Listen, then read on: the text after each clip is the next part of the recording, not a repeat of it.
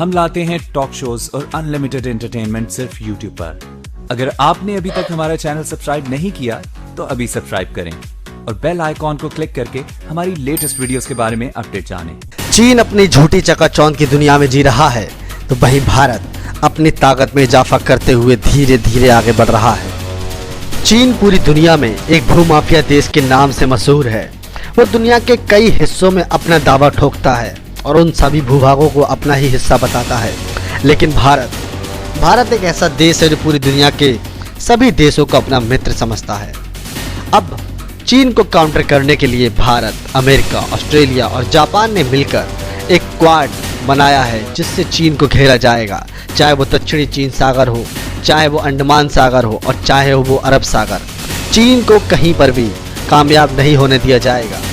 अब भारत के द्वारा बनाए गए इस स्क्वाड में कनाडा और न्यूजीलैंड भी शामिल हो गए हैं। तो वहीं दूसरी ओर अपने पीएम इमरान खान से भी खुश नहीं है। उसको भी आए दिन पाकिस्तानी मीडिया कोसता रहता है, क्योंकि भारत की ताकत जहाँ एक और बढ़ती जा रही है वहीं पाकिस्तान एक भिखारी देश बनता जा रहा है। आपको दिखाते हैं ये रिपोर्ट। बगल में छुरी और मुंह में राम राम। भारत की पहचान पुरानी है, लेकिन मोदी की शक्ल में भारत को मिलने वाले अनमोल रतन ने दहशतगर्दी, शरपसंदी और इंसानियत दुश्मनी के गंदे धंधे को इतना तेज कर दिया कि अब दुनिया भी इस जुल्म के खिलाफ आवाजें बुलंद करने लगी है। मेरा इशारा मारूफ अमरीकी जरीदे फॉरेन पॉलिसी में छपने वाली रिपोर्ट की तरफ है, जिसके मुताबिक दूसरे ममालिक में दहशतगर्दी कराने वाले बदनाम ज़माना दहशतगर्द तंजीम दाइश के लिए अपने खजाने के मुंह खोलने में भारत पहले नंबर पर आ गया। अपने लोग भूख से मर रहे हैं और ये दहशतगर्दी के लिए खजाना पानी की तरह बहा रहा है, बढ़ा भी रहा है। छी छी छी मोदी जी, यही है आपका इंडिया को शाइनिंग बनाने का नुस्खा, फॉर्मूला? फॉरेन पॉलिसी की रिपोर्ट में दुनिया के लिए वार्निंग है।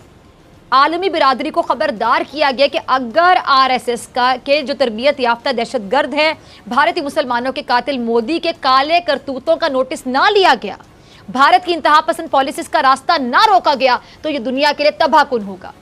मुझे पता है कि मोदी को इंतहा पसंद बल्कि दहशतगर्द तंजीम आरएसएस का तरबियत याफ्ता कहने पर कहीं बहुत ज़्यादा मिर्चें लगी होंगी और बहुत ज़्यादा परेशानी हो रही होगी, मुंह से झाग भी निकल रही होगी, लेकिन लगती है आग तो लगे। ये तो वो सच्चाई है जो अब दुनिया पर खुल रही है। अफगानिस्तान, बांग्लादेश, श्रीलंका, नेपाल, मालदीव, भूटान, तुर्की, न्यूयॉर्क, जितने भी और स्टॉकहोम हमले, कहाँ आपने जुल्म के पहाड़ नहीं तोड़े? इंसानों को बारूद से जलाया, खून में नहलाया भी। दूसरे मुल्कों को छोड़े, भारत में भी मुसलमान हो या वो क्या कहते हैं अपनी निचली जात पात के हिंदू या फिर दूसरी अकलियतें, सब पर तो ज़मीन तंग है। दरअसल इंसानियत से दुश्मनी, ये दरिंदगी आपकी नफ्सियात है मोदी जी, आपकी नफ्सियात है, जिसका चीन अगर मैं कहूँ वो आप पर बहुत अच्छे तरीके से आपका इलाज किया जा रहा है। रही बात पेशावर के सानिया एपीएस की, जिसमें फूल से बच्चे आपकी दरिंदगी की भीड़ चढ़े, बलोचिस्तान में शरपसंदी की या फिर कराची में होने वाली दहशतगर्दी की अगर मैं बात करूं, पाकिस्तान के पास आपके काले करतूतों के पक्के सबूत हैं।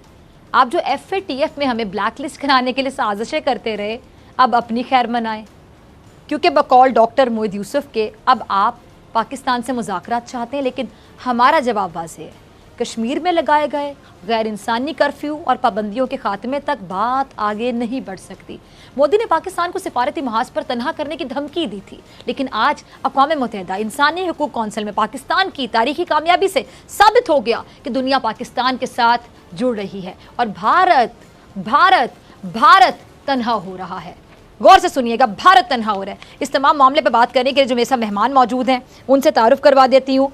मेरे साथ मौजूद हैं जी भारत से सोराब दुबे जी, बहुत शुक्रिया आपका दुबे जी ज्वाइन करने के लिए। कश्मीर से मेरे साथ मौजूद हैं नईमा अहमद साहिबा, बहुत शुक्रिया नईमा आपका भी ज्वाइन करने के लिए। और पाकिस्तान से मौजूद है कमर चीमा साहब, आपका भी बहुत शुक्रिया ज्वाइन करने के लिए। तमाम बहुत नामवर सहाफ़ी हैं, किसी तारुफ के मोहताज नहीं। गुफ्तगू का आगाज़ मैं दुबे जी आपसे करना चाहूँगी। आज पाकिस्तान रिकॉर्ड वोटों के साथ अक़वाम मुत्तहिदा इंसानी हकूक़ कौंसिल का फिर रुकन मुंतखब हो गया। आपको पता चला होगा मोदी ने तो पाकिस्तान को सिफारती महाज पर तनहा करने का प्लान बनाया था, लेकिन लगता है कि लेने के देने पड़ गए। आपके तासुरात क्या है, मैं जानना चाहूँगी। जी जाहिर है पाकिस्तान अपनी तरफ कभी भी नहीं देखता। FATF में ब्लैक लिस्टेड होने जा रहा है, उसकी कहीं कोई चिंता नहीं है, लेकिन मोदी जी और भारत अभी भी पाकिस्तान को दिखाई पड़ रहे हैं। पाकिस्तान आज तक आज़ाद ही नहीं हुआ है। 47 के बाद भारत आज़ादी मिल गई भारत को, भारत में सब कुछ ठीक ठाक चल रहा है, लेकिन पाकिस्तान अभी तक बेरोजगारी से आज़ाद नहीं हुआ। पाकिस्तान अभी तक मूलभूत सुविधाएं अपने नागरिकों को नहीं दे पाया।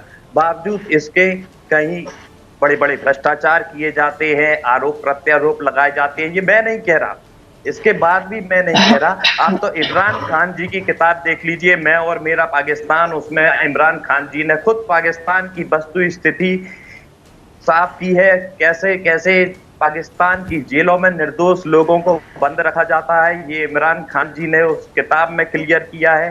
बाकी अब वो सत्ता में आ गए हैं तो शायद पलट जाए, और भी बहुत सारी चीजें हैं, लेकिन जो वस्तु स्थिति है वो ये है कि भारत अपनी दुनिया में साख को कायम कर चुका है, और पाकिस्तान दुनिया के दूसरे देशों से कर्ज लेकर अपना काम चला रहा है। कभी चाइना की गोद में जाकर बैठता है तो कभी सऊदी अरब की गोद में जाकर बैठता है। अच्छा जी, आपका पॉइंट आ गया। मैं आपकी तरफ आना चाहूँगी कमर चीमा साहब। ये पाकिस्तान के हवाले से बात कर रहे थे, बेरोजगारी की बात कर रहे हैं। हालांकि अगर मैं भारत की बात करूँ, भारत में भूख है, अफलास है, बेरोजगारी के डेरे, वहाँ तो टॉयलेट्स तक नहीं है। इनके बेसिक इशू इतने ज़्यादा इनको दिखाई नहीं देते हैं। अगर भारत की बात करें, भारत का वो नक्शा पेश किया जाता है तो हमने कभी नहीं देखा, हमने कभी नहीं सुना। अब तो चीज़ें ढकी छुपी रह ही नहीं गई ना। इनका मीडिया तो कंट्रोल किया जाता है बीजेपी की गवर्नमेंट की जानिब से, मोदी की जानिब से, लेकिन सोशल मीडिया तो आज़ाद है। सोशल मीडिया पर तमाम चीज़ें नजर आती हैं। और पाकिस्तान के बारे में जो बातें कर रहे थे, ये इनको कौन सा पाकिस्तान दिखाई देता है चीमा साहब? हमें वो पाकिस्तान दिखाई देता है जो अभी तक पोलियो से जंग नहीं जीत पाया। अच्छा जी, दुबे जी मैं आपकी तरफ आऊंगी, आप अपने पॉइंट्स लिख के रख लीजिए, आपको मैं मौका दूंगी। जी जी चीमा साहब। जी डॉक्टर साहब, इसमें पहली बात तो ये है, डॉक्टर साहब पहली बात तो ये समझने की है कि इंडिया की इस वक्त जो ग्रोथ चल रही है वो -24 में जा रही है। जीडीपी ग्रोथ बजाय इसके कि प्लस में जाए -24 में गई है, एक बात। दूसरा, ये अपने आप को बड़ा कह रहे थे जी, हम तो बड़ा साउथ एशिया से निकल के हम तो आगे चले गए हैं। भाई G20 में सबसे 20वां नंबर आपका जीडीपी ग्रोथ रेट का। एक इकोनॉमी, एक कोविड का झटका लग गया तो आपकी इकोनॉमी धड़म से नीचे गिरी है, एक बात, और आप एक्सपोज हो गए हैं। देखिए, दुनिया को पता चल गया है कि इंडिया सिर्फ और सिर्फ अपनी आबादी का खाने की कोशिश कर रहा है कि हमारी बड़ी आबादी है। रही बात पाकिस्तान की, तो पाकिस्तान ने पिछले 74-75 सालों में बहुत जंगें लड़ ली हैं, और मेरा ख्याल है कि पाकिस्तान की अशराफिया और पाकिस्तान के तमाम स्टेक होल्डर को समझ आ गई है अब सिर्फ इकोनॉमिक सिक्योरिटी की बात होगी। हमने कोल्ड वॉर भी लड़ी, इसके बावजूद भी पाकिस्तान अल्हम्दुलिल्लाह डॉक्टर साहब कभी बैंकरप्ट नहीं हुआ, कभी हमें इस तरह के चैलेंजेस दरपेश नहीं आए कि हमारी जीडीपी -24 में चली जाए। ये पाकिस्तानी कमर चीमा शायद पाकिस्तान की असलियत को भूल गया है। अब आपको सुनाते हैं कि किस तरह से फिजा खान पाकिस्तान की असलियत को जानकर इमरान खान को ही गालियां दे रही है। महंगाई जिसकी आजकल हर जुबान पर है दुहाई, अब तो आवाम पूछने लगे कि क्या इसलिए तब्दीली है आई। बात बिल्कुल दुरुस्त और सच है कि इस महंगाई में जीना मुश्किल है तो मरना उससे भी ज्यादा मुश्किल है। आटा, चीनी, दाल, रोटी, पेट्रोल, डॉलर, दवाई, कोई चीज भी तो काबू में नहीं है। आमदनी है वही पुराने वाली और चीजों की कीमतें रोज नई। लोग कहने लगे कि पुराने और नए पाकिस्तान में फर्क सिर्फ इतना है कि पहले प्याज काटते वक्त आंखों में आंसू आते थे, अब प्याज खरीदने जाते हैं तो आंखों में आंसू आते हैं। महंगाई तो अगर मैं कहूं कि हुकूमत के लिए ऊन का वो उलझा हुआ गोला बन गई है जिसके गुंजल निकालने की हुकूमत जितनी कोशिश करती है ये उतनी ही उलझती जाती है। आखिर चीजें हुकूमत के कंट्रोल में क्यों नहीं है? क्यों हुकूमत महंगाई के आगे इतनी बेबस दिखाई देती, क्यों? आज वफाकी वजीर रेलवे शेख रशीद साहब खुद ये बात मान रहे थे कि हुकूमत को महंगाई से खतरा है, ये महंगाई हुकूमत की सबसे बड़ी दुश्मन है। तो फिर वजीर आजम पाकिस्तान इमरान खान साहब इससे निमटते क्यों नहीं है? क्यों इसे खत्म करके अवाम की जिंदगी आसान नहीं बनाते हैं? आज ठंडे दिल से इसका तजिया करते हैं। देखा आपने, पाकिस्तान का हाल बेहाल है। महंगाई के मारे खरीदने को ना पैसे जेब में है और ना ही जनता के पास खाने के लिए कुछ है, लेकिन ये चले हैं भारत को नसीहत देने। तो तो दोस्तों ये थी आज की वीडियो। आपकी वीडियो कैसी लगी प्लीज़ इसे लाइक कीजिए, शेयर कीजिए और सब्सक्राइब करना न भूलिए आपके चैनल EFCZ को। जय हिंद, वंदे मातरम।